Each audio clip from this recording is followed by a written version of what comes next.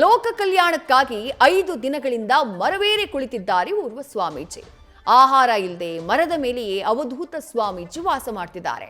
ಸಚ್ಚಿದಾನಂದ ಶ್ರೀಗಳ ಅನುಷ್ಠಾನ ಕಂಡು ಜನ ಅಚ್ಚರಿಗೊಳ್ತಿದ್ದಾರೆ. ಕೊಪ್ಪಳದ ಬರಗಾಲ ಸಿದ್ದಪ್ಪ ಮಠದ ಆವರಣದಲ್ಲಿ ಈ ರೀತಿ ಅನುಷ್ಠಾನಕ್ಕೆ ಕೂತಿರುವುದು ಸ್ವಾಮೀಜಿ. ಯಾದಗಿರಿಯ ಬಾದ್ಯಾಪುರದಿಂದ ಬಂದಿರುವಂತಹ ಸಚ್ಚಿದಾನಂದ ಶ್ರೀಗಳು ಮಾವಿನ ತೋಟದಲ್ಲಿ ಮಾವಿನ ಮರವನ್ನ ಏರಿ ಸದ್ಯ ಅನುಷ್ಠಾನಕ್ಕೆ ಕೂತಿದ್ದಾರೆ. ಅವರ ಈ ಅನುಷ್ಠಾನ ಸುತ್ತಮುತ್ತಲ ಗ್ರಾಮದ ಜನರನ್ನ ಬೆರಗುಗೊಳಿಸಿದೆ.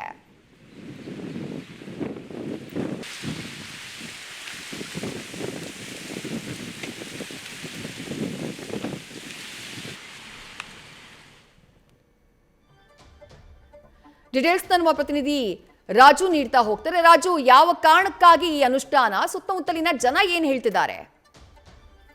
ವಿಜಯಶ್ರೀ, ಏನು ಅಂತಂದ್ರೆ ಈ ಸ್ವಾಮೀಜಿ ಅವರು ಲೋಕ ಕಲ್ಯಾಣಕ್ಕೆ ಅಂದ್ರೆ ಈಗ ನಮ್ಮ ರಾಜ್ಯದಲ್ಲಿ ಸರಿಯಾಗಿ ಮಳೆ ಕೂಡ ಇಲ್ಲ ಮತ್ತು ಏನು ಗಲಭೆಗಳು ಕೂಡ ನಡೀತಾ ಇದೆ, ಶಾಂತಿ ಇಲ್ಲ ಅನ್ನೋ ದೃಷ್ಟಿಕೋನದಿಂದ ಇವರು ಏನಂತಂದ್ರೆ ಸ್ವಾಮೀಜಿ ಅವರು ಈಗ ಮೌನಾಚರಣೆಗೆ ಕುಂತಿರುವಂತದ್ದು.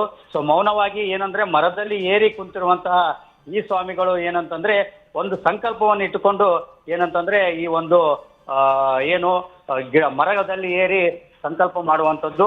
ಈ ವ್ಯಕ್ತಿಯ ಕಠಿಣ ಅನುಷ್ಠಾನ ಕೊಂಡು ಇಲ್ಲಿನ ಜನರು ಏನಂತ ಅಚ್ಚರಿಗೊಂಡಿರುವಂಥದ್ದು. ಈಗ ಈ ಸ್ವಾಮೀಜಿ ಕುಂತಿರುವಂಥದ್ದು ಕೊಪ್ಪಳ ಜಿಲ್ಲೆಯಲ್ಲಿ.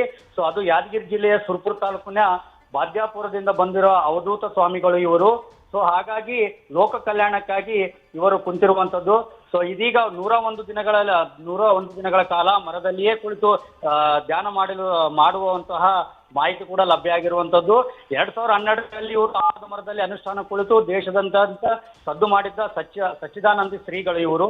ಇದೀಗ ಕೊಪ್ಪಳ ಜಿಲ್ಲೆಯ ಕಾಟಗಿ ತಾಲೂಕಿನ ಮುಷ್ಟೂರು ಬಳಿ ಇರೋ ಏನು ಒಂದು ಮಠದ ಆವರಣದಲ್ಲಿ ಅನುಷ್ಠಾನ ಕುಂತಿರುವಂಥದ್ದು. ಇಲ್ಲಿ ಭಕ್ತರು ಸಹ ಬಂದು ಇವರನ್ನು ಪೂಜೆ ಮಾಡುವಂಥದ್ದು, ಸೊ ಇವರನ್ನು ನೋಡುವಂತ ಕೆಲಸಗಳು ಕೂಡ ಆಗ್ತಿರುವಂಥದ್ದು. ವಿದ್ಯಾಶ್ರೀ, ಥ್ಯಾಂಕ್ ಯು ರಾಜು ತಮ್ಮೆಲ್ಲ ಡೀಟೇಲ್ಸ್ಗೆ.